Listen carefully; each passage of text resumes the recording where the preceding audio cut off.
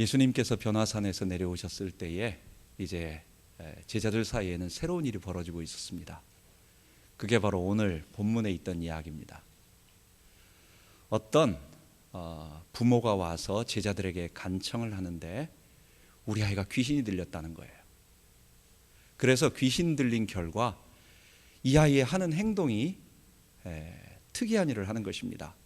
그리고 우리가 다 알다시피 거품을 물고 쓰러지고 경련을 일으키고 발작을 하면서 막 이 숨이 끊어질 듯한 그런 것을 하는 것, 우리는 이것을 한마디로 간질이라고 하는데 그런 행동들을 하면서 쓰러진다라는 거예요. 그래서 제자들에게 이 아이를 고쳐달라고 했더니 제자들이 고치지 못한다고. 그래서 예수님이 오시니까 이 아이를 좀 고쳐달라고 하는 것입니다. 오늘 본문의 내용은 이제 우리가 두 가지로 크게 볼 수 있는데, 하나는 귀신을 쫓아내는 문제의 하나 부분이 전반부에 잠깐 있고, 그 다음에 그것보다 더 중요한 것은 왜 제자들은 귀신을 쫓아내지 못했느냐라고 하는 부분입니다. 오늘의 메인 주님이 말씀하시고자 하는 것은 겨자씨만큼만 믿음이 있으면 산을 옮겨서 너희가 하나님의 큰 일을 볼 텐데, 이 말은 뭐예요? 너희들은 아직 바른 믿음이 겨자씨만큼도 없구나라고 하는, 그러니까 바른 믿음을 가져라라고 하는 그런 부분을 얘기하는 것입니다. 그래서 오늘은 전반부에서는 세상은 잘 모르고 또 성경에만 말하고 있는 이 귀신에 관한, 우리 인간의 영혼을 사로잡고 우리를 괴롭히고 있는 영적 존재에 관한 부분을 잠깐 언급하고, 그 다음에 그 능력의 근원이 하나님께 있다라고 하는 그 부분 말씀을 보도록 하겠습니다. 제가 학교에 있을 때 우리가 하복을 입었습니다. 하복에 아이들이 윗도리가 하얀 옷이었기 때문에 그랬는데, 어떤 아이를 보니까 여기서 빨간 모습이 있는 거예요. 그러니까 하얀 러닝을 입고 그 다음에 하얀색 하복을 입으니까 속 안에 여기 가슴 이 명치 정도의 이 빨간 게 있는 거예요. 그래서 궁금해서 너 이거 뭐냐 하고 했더니 아이가 잘 안 꺼내줘요. 그래서 자꾸 숨기길래 그래서 꺼내봐, 이제 협박 비슷하게 해서 꺼냈죠. 그랬더니 빨간 명주 주머니 같은데 이렇게 해가지고 땀에 쩔어가지고 반질반질해요. 그런데 거기에 부적이 들어있는 거예요. 그래서 야, 너 참 특이하다 그랬는데, 알고 보니까 조금 있다가 그 다음에 한두 번 더 들어갔는데 아이가 발작을 하더라고요. 수업 시간에 갑자기 쓰러져 가지고 막 성경에 나온 요 부분처럼 막 간질을 그대로 하는 것입니다. 물론 성경은 간질이라고 하는 것이 모두 다 귀신 들린 것이다 라고는 말하지 않습니다.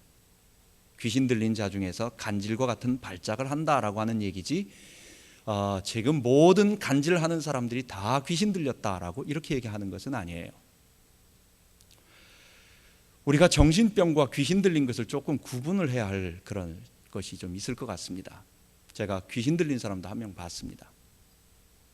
저희 대학 선배가 1년 선배가 우리 목사님 아들이었는데, 그 아버지가 목사님이시죠. 근데 저 시골에서 아버지의 그 동생이니까 작은 아버지가, 그러니까 조카죠. 그 조카 아이가 귀신 들린 거예요. 그래서 애가 수업도 안 되고 공부도 안 되니까 고등학생인데, 그러면 아버지가 목사님이니까, 우리 형이 목사님이니까 여기서는 애가 통제가 안 되니까 목사님 집으로 데려다 놓으면 그럼 좀 잠잠해지고 낫지 않을까. 어쨌든 자기가 할 수 없으니까 할아버지 집에다, 형님네 집에다 데려다 놓은 거예요. 저도 그때 한 번 정도인가 두 번 정도 학교로 데리고 왔기 때문에 봤습니다. 키가 조그마하고 근데 말이 없어요. 말이 없고 그 다음에 눈이 상당히 무섭다라고 하는, 아주 가늘게 해서 좀 찢어진 식으로, 이렇게, 몰라 나중에 그렇게 생각해서 그런지 모르지만 어쨌든 그렇게 평범하게 편안한 얼굴은 아니었어요. 그런데 이 아이가 어쨌든 학교도 안 가고, 어떨 때는 그 친척들 사촌들하고 해서 그냥 고등학교 거기 있는 학교에 가서 옆에 좀 앉아 있다가, 어쨌든 이렇게 정상적인 삶이 안 되는 아이였는데, 하루는 목사님이 40일 금식을 집에서 하셨습니다. 우리 목사님이 기도를 많이 하시고 하시는 분이기 때문에, 그래서 거의 FM대로 뭐 물만 마시고 막 그렇게 하시다 보니까 완전히 몸이 반쪽이 된 거예요. 힘을 거동을 못 하실 정도가 된 거죠. 근데 뭐 그 친척들이 다 나가 있는 사이에 목사님을 칼로 찔렀어요. 그 찔른 것도 아주 굉장히 많이 찔러가지고 뭐 거의 30몇 반을 온몸을 막 난자를 했습니다. 거의 중태까지 갔다가 목사님이 목숨을 건지셨어요. 그리고 나서 이 아이는 그날로 집을 나갔는데 한두 주일 있다가 저쪽 해수욕장에서 죽었다고, 사체로 발견됐다고 이렇게 나왔습니다. 제가 여러 사람, 정신병자하고 그 다음에 귀신 들린 사람, 모든 것을 정확하게 판별할 수 있는 것은 아니지만 차이가 있는 건 분명히 있는 것 같아요. 우리의 뇌의 기능을 이렇게 관장하고 있는 뇌가 우리의 몸의 마음과 생각과 우리의 온전한 어떤 행동들을 하게 만들잖아요. 그런데 이런 것을 기능을 담당하도록 만들어준 뇌가 어떤 무질서해지면, 어떤 우리가 알 수 없는 어떤 부분에서 뭐 고리가 끊어지거나 어떤 것이 있으면 사람은 정상적인 행동을 하지 못하고 특수한 행동을 하게 됩니다. 우린 그것을 정신병이라고 말을 합니다. 그런데 이런 일반적인 정신병하고 그 다음에 오늘 본문에서 말하는 것처럼 귀신이 들려가지고 어떤 자기 안에 다른 인격이 그를 지배해서 그로 하여금 어떤 정상적인 행동을 하지 못하게 하는 건 큰 차이가 있는 것 같아요. 성경은 우리들에게 아까 다시 말씀드리지만은 세상에 있는 모든 정신병이나 간질병이나 여러 가지 뭐 다중인격이나 무슨 이런 것들이 전부 다 귀신 들렸다라고 말해서는 안 됩니다. 그것은 신학적 무지와 또는 귀신 들림에 대한 신학적 무지와 그 다음에 정신 이상에 대한 의학적 무지, 이 두 가지입니다. 둘 다 위험한 것입니다. 그런데 성경이 말하는 그 귀신 들린 현상의 특징은 우리가 본다면 한 세 가지 정도가 될 수 있는데, 마가복음 5장에 그 거라사 지방에 귀신 들린 사람이 하나 있었어요. 이 사람은 무덤 사이를 다니면서 또 괴성을 지르면서 사람이 제어를 할 수가 없어. 몸을 심지어 쇠사슬로 묶어놨는데 그 쇠사슬을 끊어버리는 거예요. 어떻게 끊는지 모르겠어요. 근데 하여간 자, 생살을 묶어가지고 끊었다라고 한다면 손이 피투성이가 되겠죠. 어쨌든 그러니까 이 괴기한 모습이에요. 지금 맨발로 다니고 온몸이 그럼 뭐 정상적으로 옷을 깨끗하게 입거나 세수를 제대로 할 리가 없겠죠. 그러니까 온몸은 거칠게 피를 흘리면서 막 이런, 근데 힘이 장사 같은. 바울이 복음을 전하러 에베소에 갔을 때도 귀신 들린 사람이 하나 있었습니다. 이 악귀 들린 사람이 스게와의 두 아들이라고 하는 7 아들이 있는데 그 중에 2 아들이 흉내를 내면서 내가 바울이 전하는 예수의 이름으로 너에게 명한다 이러니까 그 귀신이 내가 바울도 알고 예수도 아는데 너는 누구냐 하면서 이 한 사람이 2 사람을 완전히 제압을 해서 꺾어버렸어요. 그러니까 어떤 보통 사람이 다룰 수 없는 힘이 있다라고 하는 거. 귀신 들림은 첫 번째 그런 어떤 힘이 있다라고 하는 거. 뿐만 아니라 이 힘이라고 하는 것은 물리적인 힘도 있을 수 있지만 사도행전 16장에 빌립보 지방에서 귀신 들려 점하고 있는 여종이 사람들의 미래를 알아맞추고 과거를 알아맞추고 현재도 알아맞춥니다. 여러분, 남들 자꾸 알아맞추는 거고 수상한 거예요. 자꾸 뭐가 보인다고 하고 나 앞으로 무슨 일이 있어, 좋은 일이 있을 거다 자꾸 이렇게 말하는 거는 여러분 그거 수상합니다. 좋은 거 아닙니다. 일반 사람들이 할 수 없는 초인적인 어떤 힘이라든지 아니면 보통 사람들이 할 수 없는 어떤 그런 초능력 같은 그런 것들을 가지고 있는 것이 첫 번째, 이 귀신 들린 사람, 일반 정신병자는 착하지, 정신병자가 배우지도 않은 특별한 지식으로 막 말을 하고 가르치는 이런 것은 없는 것입니다. 착하고 무능하고 약하고 이렇게 순진하지 이렇게 귀신 들린 거하고는 다른 것입니다. 두 번째, 귀신 들린 사람은 영적인 하나님의 사람에 대해서 반응을 해요. 예수님이 갔을 때 그 지방에 들어오지 말라고 무릎 꿇고 벌벌 떱니다. 예수님을 보고 보통 사람들은 예수님이 그냥 랍비인가 보다 생각하는데 귀신 들린 사람은 보자마자 하나님의 아들이여 우리를 내쫓지 말라고 두려워 벌벌 떠는 것입니다. 바울을 볼 때도 귀신 들린 그 여자가 하는 말이 이 사람은 구원의 길을 너희들에게 가르쳐주는 하나님의 사람이라고 이야기를 합니다. 결국은 아까 말한 초인적인 어떤 것도 있지만 하나님의 사람, 하나님의 성령, 하나님의 말씀, 어쨌든 하나님의 영이 임재하는 그곳에 이 귀신 들린 사람은, 귀신은 반응을 하고 거부하고 싫어하고 두려워하는 어떤 그런 특징이 있어요. 세 번째로 귀신 들린 사람, 성경에 지금 말하고 있는 성경에서 한 10가지 정도가 있는데 거기는 귀신 들린 사람 모두를 다 말하는 게 아닙니다. 성경에는 그 중에 어떤 사람 귀신 들렸다 이렇게만 얘기하고 있는데 성경이 그 증상까지 구체적으로 말하고 있는 것을 본다면 거기에서 우리가 몇 가지를 딱 뽑아 본다면 부인할 수 없는 지금 첫 번째 초인적인 힘이 있고, 두 번째는 영적인 사람을 알아보는 능력이 있고, 세 번째가 뭐냐면 그게 바로 그 하나님의 그 내면에서 또 다른 인격체로서 귀신의 말을 할 수 있다는 것입니다. 여러분, 그 바울이나 아니면 베드로나 하나님의 사람들이 지나갈 때에 귀신 들린 사람이 이 사람의 인격이 아닌 또 다른 목소리로 다른 말로서 영적인 어떤 이야기들을 할 때 우린 이것을 구체적으로 귀신 들림이라고 성경에서는 대표적으로 얘기를 하고 있습니다. 물론 의학자들, 기독교 의학자들이 쓴 글에 보면은 어떤 뭐라고 말할까요? 다중인격, 해리성 다중인격이라나 어떤 다중인격 장애를 가진 사람은 이렇게 할 수는 있지만 그것 말고 내 속에서 또 다른 인격체가 나를 완전히 제어를 하고 장악을 해서 그 사람이 나라고 하는 인격을 지배하면서 어떤 공격적인 말을 하는 어떤 이런 부분을 얘기하는 것입니다. 그게 이제 다중인격하고는 조금 다르다고 하는데, 어쨌든 이 세 가지 귀신 들린 사람에 나타나는 특징이 분명히 있다고 하는 것입니다.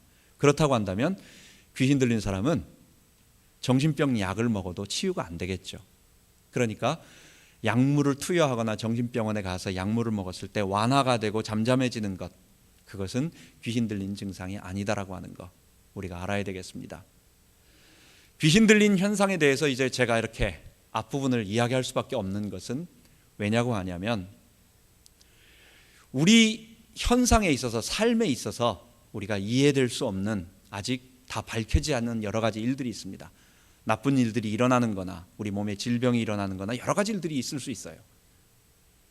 그런데 이 부분을 성경이 말하는 만큼만 저건 귀신 들린 거다, 이거는 우리 몸에 마치 위에 문제가 있었을 때 위에 위장 장애가 일어나듯이 하나님이 우리의 몸 전체를 컨트롤하라고 뇌를 주셨는데 뇌가 무질서해지고 내가 어떤 디스오더, 어떤 부조화에 의해 가지고 기능을 제대로 못할 때 행동을 이상하게 행동한다든지, 이런 부분으로 정신질환으로 보지 않고 저거 성경이 말하는 것처럼 저거 다 귀신 들린 거 아니냐라고 본다면, 그렇다고 한다면 치유하는 방법이나 그 사람을 대하는 방법이나 더 나아가서 이것이 한 단계로 더 나아가 가지고 우리 몸에 정신 이상 말고 어떤 행동을 하는 여러 가지 것들 중에서 안 좋은 일들이 귀신에게 일어났다, 삶의 모든 부분들이 일어났다, 안 좋은 일들, 즉 모든 삶의 부정적인 것들이 다 귀신이 줬다라고 하는 그런 것으로 가게 된다면 여러분, 복음은 달라지게 되는 것입니다. 복음은 십자가 복음이 되지 않고 그게 사단 신학이 되는 것입니다. 그래서 예수님을 굉장히 열심히 믿고 보혈 찬송 많이 부르고 그리스도를 굉장히 높이지만 그 목적은 뭐냐?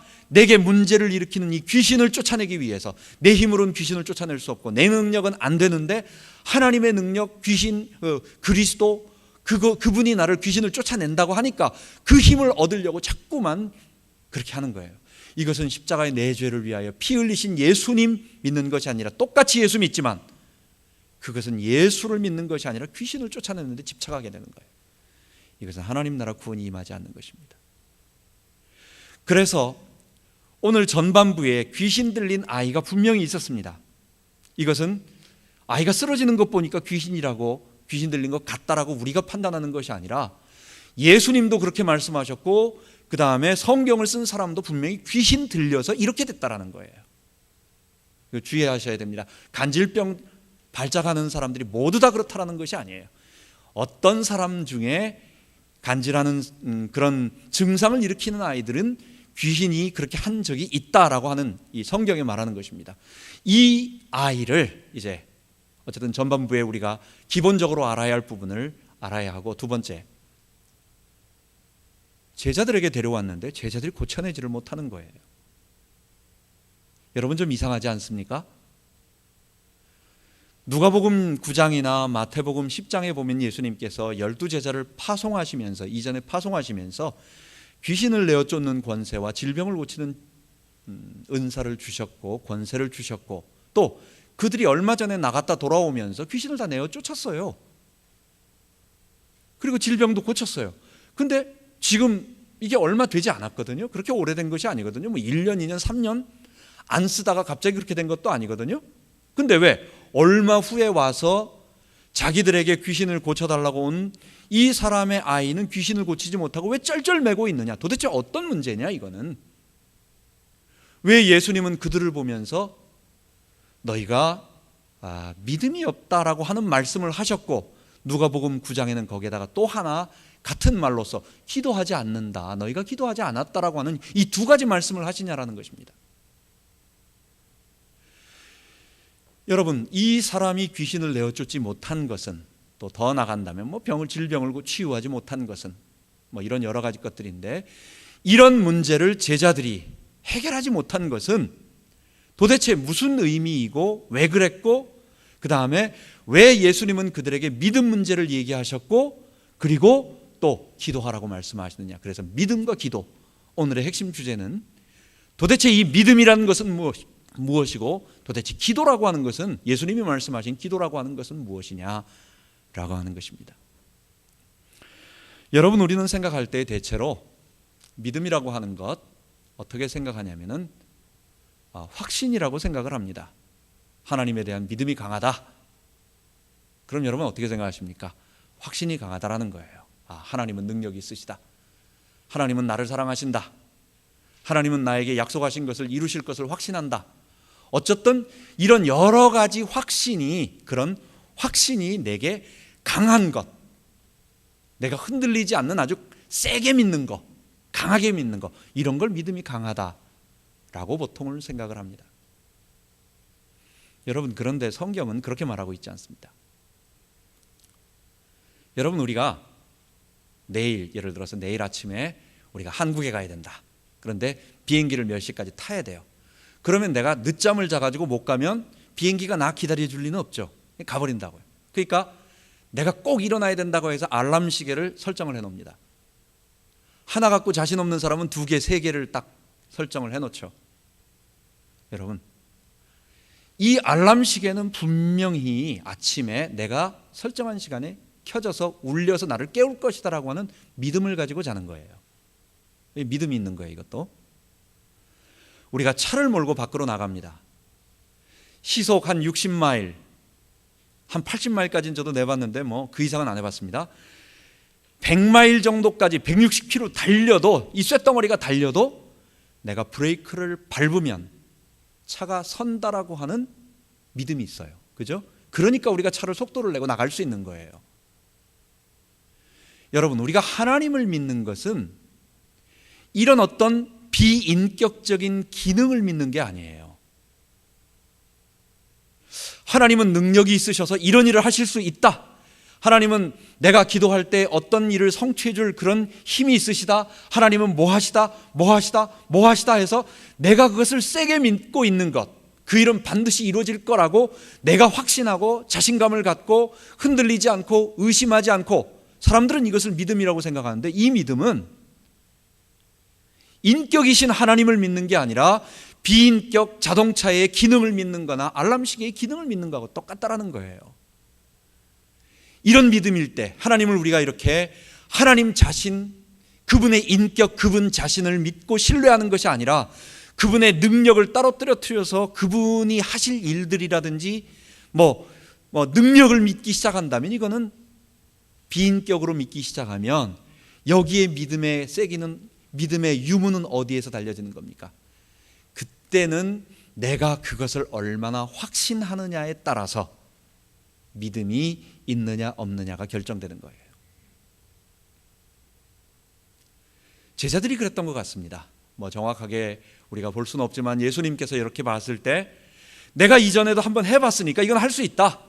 그리고 나는 분명히 내가 예수 이름으로 기도하고 귀신아 나가라 했을 땐 귀신이 나간다고 확신한다. 여러분, 그런데 그런 확신 가지고, 이런 자기 확신이 믿음이 아니에요. 성경은 우리가 하나님을 믿을 때는 어떤 것을 믿는 것입니까? 하나님 자신을 믿는 것입니다. 그 능력이 있으신 하나님의 능력을 믿는 것이 아니라 그 전능하신 전인격적이시고 살아계신 그 하나님을 믿으니까, 이때 믿음은 어떤 능력이 일어날 거라는 믿음이 아니라 그분 자신을 사랑하고 그분 자신에 대한 전인격적인 신뢰가 되는 거예요. 주님께서 말씀하시는 너희들은 겨자씨만한 믿음도 없다, 믿음이 겨자씨만큼도 없다, 이렇게 말씀하시는 거예요. 이 말은 쥐꼬리만한 월급, 이거 뭐예요? 월급이 작다라는 얘기예요. 겨자씨만한 믿음, 너희들이 지금 그럼 이 제자들이 불신자라는 얘기예요? 예수님 하나도 안 믿는 불신자라는 얘기예요? 그런 얘기가 아니에요. 지금 너희가 가지고 있는 믿음하고 지금 하나님을 믿는, 예수님 함께하고 있는 그리스도를 믿는 믿음이 좀 차원이 다르다라고 하는 거예요. 우리가 생각하고 대체로 생각하고 있는 믿음은 아까 말씀드린 것처럼 내 믿음 주머니라고 하는 내 능력 주머니가 있습니다. 여기에다가 내가 하나님의 능력을 자꾸 챙겨서 내 것으로 만드는 거예요. 내가 하나님이 하실 수 있다라고 하는 그 하나님의 능력을 하나님 자신과 연합돼서 내 안에 그분이 사시려고 하는 것을 하는 것이 아니라, 그분이 내 안에 계셔서, 그리스도가 내 안에 계셔서 그분이 역사하도록 하는 것이 아니라, 하나님은 놔두고 그리스도는 놔두고, 그리고 그분의 능력을 내 주머니에 가득 채워가지고 내가 필요할 때 써먹으려고 하는, 지금 제자들의 모습, 어쩌면 오늘 산에 올라가서 나무 뿌리 뽑는 우리의 모습인지도 몰라요. 그게 하나님 능력 달라고 하는, 하나님 자신을 추구하기 이전에 그 능력의 근원이시고 그 만왕의 왕이요 만주의 주가 되시는 그 하나님이 내 안에 주인으로 들어오셨을 때, 그분이 나를 자유롭게 역사할 때는, 그분이 필요하실 때 나를 통하여 얼마든지 역사를 일으키실 수 있는데, 우리는 이런 능력은 시시하고 재미없고, 그게 아니라 내가 마음껏 빌립보 지방, 사마리아 지방에 빌립이 들어갔을 때 그 시몬이 기도해가지고 막 성령이 내리고 귀신이 쫓겨나가는 것 보니까 나도 그런 능력 좀 달라고 한 능력을 갖고 싶어하는 그 모습, 여러분, 그 믿음이 아니라는 것입니다. 예수님이 말씀하시는 믿음은 결국은 뭐냐? 하나님 자신과 그분의 인격적인 신뢰, 상호 신뢰인 것입니다. 여러분, 인격적 관계라고 하는 것은, 인격이라고 하는 것은 우리처럼 지정의를 가지고 있으면서 독립적으로 판단하고 생각하고 말을 하고 움직이고 행동하고 자기 행동을 결정할 수 있는 독립적 존재라는 거예요. 온 우주상에서 딱 두 존재만 있죠. 두 존재라고 표현하기 좀 그렇습니다. 살아계신 하나님과 그 다음에 인간입니다. 육체를 가진 인간입니다. 천사도 있겠죠. 그러나 짐승은 정상적인 판단에 의해서 하는 것이 아니라 본능에 의해서 움직이니까 그걸 인격이라고 말하지 않아요. 그래서 피조물 중에는 육체를 가진, 인격을 가진 존재는 딱 한 존재, 인간입니다. 하나님과 인간이, 또 우리 인간과 인간이 인격적인 교제를 한다, 이럴 때는 어떤 특징이 있어요? 이게 상호적인 겁니다. 비인격하고는 상호적이 아니에요. 내가 일방적으로 말하고 내가 일방적으로 얻어내는 거죠. 어떤 사람이 나무에다 대고 이야기하고 돌에다 대고 얘기하고, 그게 서로 대화한다라는 말, 물론 그거는 나무를 너무너무 잘 알아가지고 나무가 필요한 거 다 주고 해가지고 죽어가는 나무도 다 살리고, 그렇게 나무를 사랑한다라는 표현이지, 진짜 무슨 나무하고 대화한다 이건 아니죠. 진짜 거기서 대화하면 그건 정신 분열이고 이상한 거죠. 그건 우리가 표현이 그런 표현이라는 것입니다. 대화하고 인격적으로 교제한다라는 말은 상호, 서로 신뢰하면서 상호성이 있어요. 여러분, 연애할 때에, 제가 연애 박사는 아닌데 전혀 그런 거하고 상관이 없는데, 서로 사랑을 한다고 할 때 어떤 관계가 됩니까? 내가 저 사람을 사랑하면 하여간 결국은 저 사람도 나를 사랑한다라는 것을 서로 알아요. 나는 저 사람을 사랑하는데 저 사람은 나를 사랑하고, 저 사람이 나를 사랑하고 있다는 걸 내가 알고, 내가 저 사람을 사랑한다는 걸 저 사람도 서로 알고, 이렇게 서로 왔다 갔다 하는 인격적인 교감이 있는 거예요. 이게 서로 신뢰하는 것이고 상호 신뢰하는 것입니다. 하나님과 우리와의 믿음 관계가 그런 것입니다. 죽은 우상에 대해서 나에 대해서는 아무것도 말하지 않고 단지 그분의 능력이 필요하니까 그냥 그분에게 무조건 달라고 떼쓰는 이것은 자기 확신을 요구하는 것입니다. 그리고 내 믿음 주머니에 이것을 가득 채움으로 말미암아 의심하지 않고 그것이 이루어질 거라고 막 자기 확신이 들어가야 돼요. 이거는 우상이에요. 하나님은 그런 분이 아니에요. 그런데 예수님이 말씀하시는 바른 믿음은 결국은 인격적인 그 하나님과 함께 깊은 사귐과 교제가 있는 것입니다. 하나님과 인격적인 교제와 사귐이 그렇다고 우리가 동등되게 무슨 농담하면서 그러겠어요? 하나님이 우리를 사랑하실 때는 그것을 뭐라고 말씀하세요? 은혜를 베푸신다. 또 긍휼을 베푸시고 또 자비를 베푸시고. 우리가 하나님을 사랑한다라고 표현할 때는 뭐라고 말할까요? 경외한다. 그분을 의지하고 신뢰하고 경외하고 경건한 우리의 삶의 태도로 하나님을 경외하며 살아가는, 두려워하며 그러나 공포에 떠는 그게 아니라 하나님을 사랑하는 이게 서로 하나님과 우리의 신뢰관계. 그래서 내가 하나님을 사랑하고 또 기도하는 사람은 또 하나님과 함께하는 사람은 하나님이 나를 사랑하시는 게 느껴져요. 그냥 나만 일방적으로 또는 우상 숭배하는, 아니면은 이슬람에서 말하는 것처럼 그냥 일방적으로 인샬라, 알라의 뜻으로 해가지고 무조건 굴복하는, 그러나 나와 그 알라는 나와 인격적인 관계는 아니에요. 그 무시무시하고 능력 있고 힘 있는 그 거대한 그 존재가 나를 통치한다, 그 앞에 굴복해라는 거예요. 굴복한 사람들이 무슬림이란 뜻이에요. 우리는 그렇지 않습니다. 그 하나님이, 그 능력의 하나님이 나를 사랑하시고 내가 그분을 사랑하고 내가 그분을 사랑한다라는 걸 그분이 안다라는 걸 내가 또 알아요. 그리고 그분도 나를 사랑하시고, 이런 인격적 교제가 늘 사귐 속에서 이루어지는 것, 예수님은 이것을 믿음이라고 말하는 것입니다. 성경이 우리들에게 이것을 믿음이라고 가르쳐 주는 것입니다. 그렇다고 한다면 이런 믿음은 우리에게 무엇을 말하고 있습니까? 그게 바로 어디서 오냐면 그리스도와의 연합에서 이루어지는 것입니다. 우리 인간은 본래부터 하나님의 형상으로 창조되어졌습니다. 그리고 창세기 2장 7절에 보면 여호와 하나님이 흙으로 사람을 지으시고 그 코에 생기를 불어넣으시니 사람이 생명이 된지라. 하나님이 인간을 영혼과 육체, 바디와 소울, 스피릿으로 만들었다라고 하는 뜻도 있고, 첫 번째 그것도 있고요. 두 번째, 하나님께서 우리에게 그 코에 생기를 불어넣으셨다라고 하는 것은 창세기 6장 3절에 보면 알 수 있어요. 그건 뭐냐면 하나님의 신이 그와 함께 하신다는 거예요. 영혼과 육체를 가지고 있는 인간과 함께 하나님께서 그와 함께 하신다는 것, 그를 떠나지 아니하시고 그와 함께 하시고 그의 손잡고 계시고, 저는 범죄 이전에 하나님께서 인간과 직접 곁에 계셨다, 또는 그와 영으로 함께 하셨다, 우리는 이렇게 봅니다. 그런데 인간이 내가 주인 되겠다라고 하나님을 대적하고 선언함으로 말미암아 창세기 6장 3절에 보면 인간이 육체가 되었다라고 말합니다.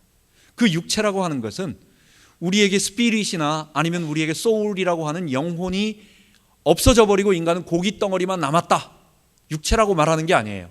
여전히 처음 만들었을 때 영혼과 육체 그대로 있는 겁니다. 근데 범죄 이전과 범죄 이후가 달라진 건 뭐예요? 생명이라고 말한 것과 그 다음에 창세기 6장 3절에 육체라고 말한 것은 똑같이 인간에게는 영혼과 육체가 있는데 차이는 뭐냐? 이전에는 하나님이 함께 하셨고 하나님의 영이 그와 함께 하셨고, 이후에는 하나님이 그들과 함께 하지 아니하시고 떠나버리셨다는 거예요. 여러분, 이것이 해결되고 이것이 회복된 때가 있어요. 범죄한 죄인들을 십자가에서 주님이 구속하시고 누구든지 그 그리스도 십자가에 못 박혀서 같이 예수님과 함께 죽고 예수님의 영, 그분이 그 안에 통치하기를 예수님의 주되심을 고백하면, 그때 우리 사도행전 2장에 성령께서 그 사람 속에, 각자 속에 들어오신 것입니다. 그래서 다시 창세기 2장 7절에 이루어지는 것입니다. 창세기 2장 7절에 우리가 영혼과 육체를 가지고 있는 일반인 속에 하나님의 영이 다시 들어오신다는 거예요. 여러분, 그렇다고 한다면 이것을 우리는 그리스도와의 연합이라고 말하는 것입니다. 그리스도께서 주인 되셔서 나를 통치하시고 나를 지배하시고, 이때 어떤 일이 벌어져요? 이때 주님과 늘 사귐이 있는 것입니다. 교제가 있는 것입니다. 그분에 대한 신뢰가 있는 것입니다. 그분을 사랑하는 것입니다. 그분이 나를 아끼시고 그분을 위하여 무한한 것을 해드리고 싶고, 내가 사랑하는 사람을 위해서, 여러분, 아무리 어떤 일을 해도 아깝지가 않아요. 돈이 얼마 든다고 해도 해주고 싶고, 내가 무엇을 바쳐도 아깝지 않은 어떤 일, 희생을 치러도 아깝지가 않아요. 하나님 섬기는 건 그런 것입니다. 주님을 우리 주인으로 모시고 내가 구원받아서 하나님의 영이 나에게 거하셔서 하나님과의 관계가 회복되어지면 내가 하나님으로부터 뭔가를 얻어내야지, 내가 조금이라도 더 많이 얻어내야지, 이런 생각보다도 여러분, 조국이 여러분을 위해서 무엇을 할까 물어보지 말고 여러분이 조국을 위해서 무엇을 할까 물어보라는 말처럼, 하나님께서 나를 위하여 뭐 해달라고 요구하지 않고 내가 하나님을 위해서 어떤 일을 해드릴까라고 하는, 그게 사랑하는 사람의 당연한 것이에요. 여러분, 그런 것입니다. 이게 바로 신뢰감이고 이게 믿음이라고 말하는 거예요. 그래서 믿음은 그리스도와 연합에서 하나님과 동행하며 사는 사람에게 오는 그 인격적 관계에서 오는 신뢰감. 여러분, 이런 사람에게 확신이 생길까요? 안 생길까요? 당연히 생기죠. 두려움이 있습니까? 없습니다. 어떤 어려운 일이 있어도 이건 하나님이 함께 하시면 되는 거야 라는 자신감이 생기죠. 그러나 제일 처음에 인격적 관계가 아닌 하나님은 능력이 있으셔, 하나님은 천지를 창조하셨어, 그 하나님이 나에게 약속하셨대, 그러니까 하나님께 기도하면 얻는데 라고 인격적 관계 없이 하나님의 능력을 끌어당기려고 자꾸만 확신을 가지려고 나 자신을 세뇌하고 강조하고 하는 것하고는 근본적으로 다른 거예요. 이거는 믿음은, 확신은 인격적 관계에서 오는 그 다음에 당연한 부수물이고 결과물이지 그것 자체가 목적이 되지 않는 것입니다. 이런 사람에게 있어서 나타나는 믿음의 역사, 기도응답은 어떤 것이라고 생각하십니까? 당연히 믿음은 필요한 일에 의해서 기도가 응답이 나타나고 역사가 일어납니다. 심지어 귀신을 쫓아내는 일들이 있습니다. 내가 하나님을 신뢰하고 그리고 하나님을 신뢰한다라는 말은 뭐예요? 하나님은 저쪽에 계시고 하나님의 능력만 나한테 있는 게 아니에요. 하나님 자신이 내 안에, 그리스도께서 내 안에, 갈라디아서 2장 20절에 말하는 것처럼 내가 그리스도와 함께 십자가에 못 박혀 그리스도께서 내 안에 사시는 것, 그리스도께서 내 안에 계시는 거예요. 이거는 요한복음 16장 17절에 보면은, 17장 21절에 보면 저희가 우리 안에 거한다라고 말합니다. 성삼위 하나님과 연합되는 거예요. 하나님께서 우리 안에, 우리가 하나님 안에 거하는 거예요. 인간이 신이 되는 게 아니에요. 피조물이지만 인격적 존재로 우리를 하시고 죄가 없는 거룩한 존재가 우리가 하나님께 순종하는 백성이 되어진다라는 본래 창조의 목적을 이루어간다는 거예요. 여러분, 그러면 우리 앞에 어떤 해야 할 일들이 있습니다. 꼭 이거는 넘어가야 하고 해야 할 일이 있습니다. 그때 하나님께 기도하면 하나님이 역사하시죠. 기도응답이 일어나죠. 기도하면 귀신이 쫓겨나가죠. 기도하면 우리의 필요가 이루어지죠. 근데 이거 누가 한 겁니까? 이거는 내 능력 주머니에서 내가 챙겨놓은 것을, 내 것을 뽑아 한 것이 아니라 내 안에 계신 그분의 인격이 그분이 하신 거예요.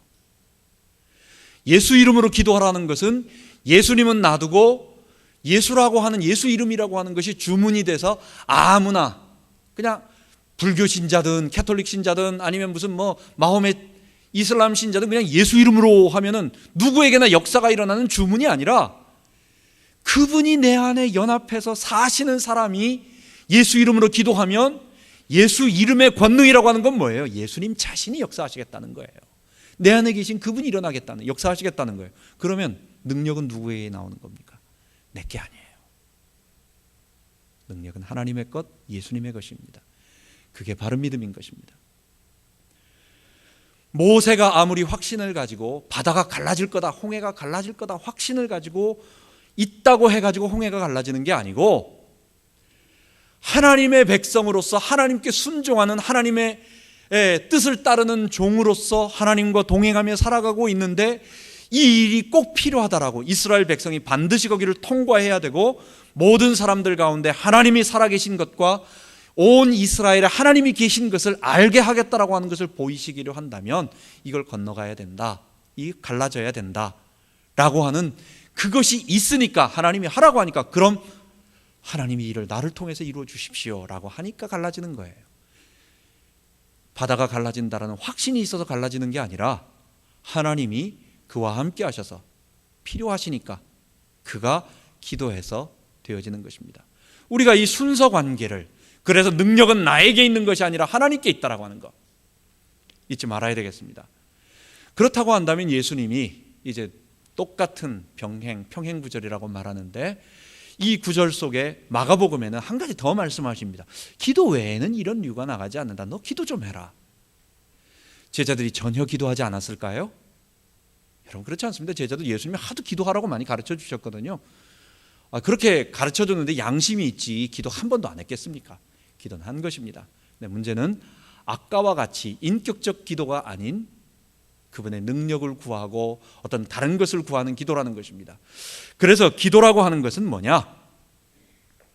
하나님과 인격적 교제를 나누는 아주 유일한 수단이라고 생각합니다. 믿음은 기도를 통해서 더욱 견고해지고 강해지고 깊어집니다. 이건 틀림없습니다.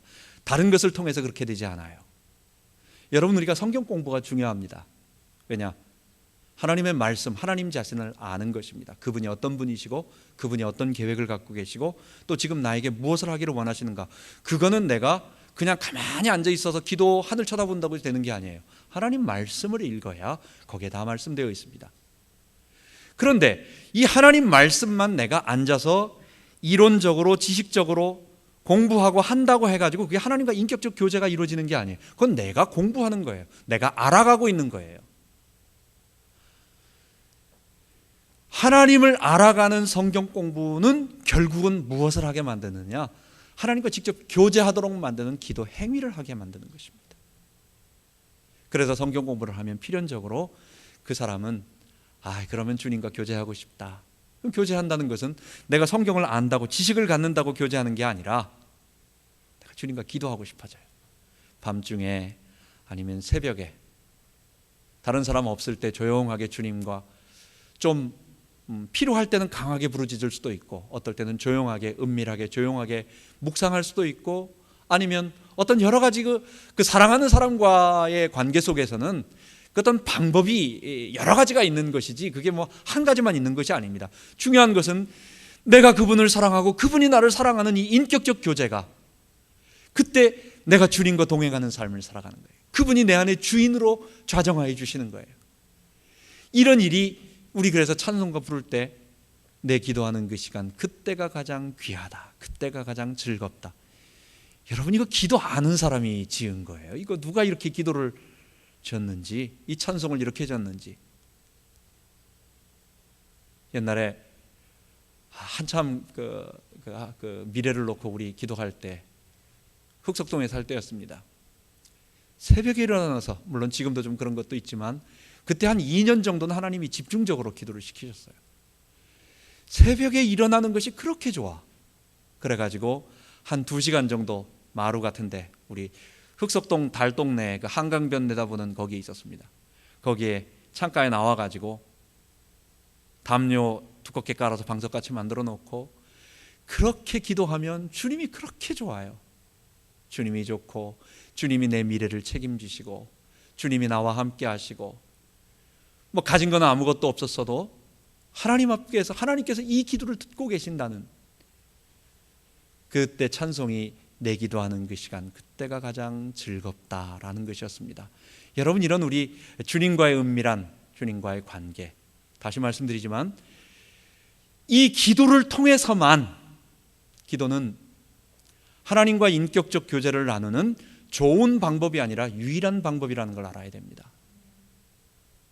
성경 공부가 참된 성경 공부가 되는 것은 그것은 결국 기도로 연결되어져서 주님과 함께 교제하게 만들 때 그런 것입니다. 아니면 지적인 만족이 되고 즐거움이 되는 것입니다. 지적 유희가 되는 것입니다. 우리가 기도하는 그 능력을 체험해야 되겠습니다. 그래서 우리 마지막으로 적용의 말씀을 정리한다면 예수님이 말씀하신 바른 믿음을 소유하기 위해서 우리가 몇 가지 생각해 봐야 되겠습니다. 하나님의 능력을 소유하려 하지 말고 하나님과의 깊은 인격적 관계 회복을 더욱 힘쓰자라고 하는 것입니다. 하나님의 능력은 하나님 자신이기 때문에, 그래서 그분이 내 안에 계실 때 결국은 이건 뭐예요? 내가 그분께 순종할 때예요. 죄인이 어떻게 스스로 순종할 수 있겠습니까? 우리는 절대로 스스로 순종할 수 없습니다. 결국은 십자가에 달리신 예수님, 그 보혈을 붙잡고 나를 위하여 피 흘리신 그 하나님의 아들 보배 피를 바라보고 내가 주님과 함께 못 박힐 때, 늘 주님과 함께 나 자신을 못 박을 때, 그때 나의 주인됨이 꺾어지고 그때 예수님의 주되심이 나타나고 그게 하나님이 나를 통치하시는 인격적 관계가 되는 것입니다. 하나님의 능력을 소유하려 하지 말고 하나님 자신과 인격적 교제 회복, 우리 힘써야 되겠습니다. 기도의 삶을 통해서 우리가 더욱 하나님과의 신뢰관계를 체험해야 되겠습니다. 우리가 성경 공부를 많이 계속, 그러나 성경 공부 없는 기도는 또 이것도 위험합니다. 우리로 하여금 멀리 엉뚱한 데 가게 만듭니다. 하나님은 자기 자신을 명확하게 말씀하여 주셨기 때문에 성경을 가지고 기도를 하는 것입니다. 이 두 가지 순서와 이것이 중요한 것입니다. 실제 기도의 삶을 우리가 늘 하루아침에 다 되지는 않겠지만은 우리가 늘 기도의 삶을 내가 정말 즐겁다라고 하는 그런 고백이 나올 수 있도록 우리가 당장 시급한 일 속에서는 주님께 급하게 아뢰죠. 여러분, 기도를 늘 고상하게 기도할 수는 없는 것입니다. 여러분, 제가 중학교 2학년 때 시골에 간 적이 있습니다. 간 날 그때 눈이 무릎까지 왔어요. 겨울에. 우리 형하고 둘이 처음 아마 그때 갔던 것 같습니다. 그래서 마당을 쓸고 있는데, 마당을 쓸다가 그 소가 있는, 여물이 있는 외양간, 그때 단층으로 이렇게 해가지고 스레트가 아닌 콘크리트로 해서 이렇게 만들었어요.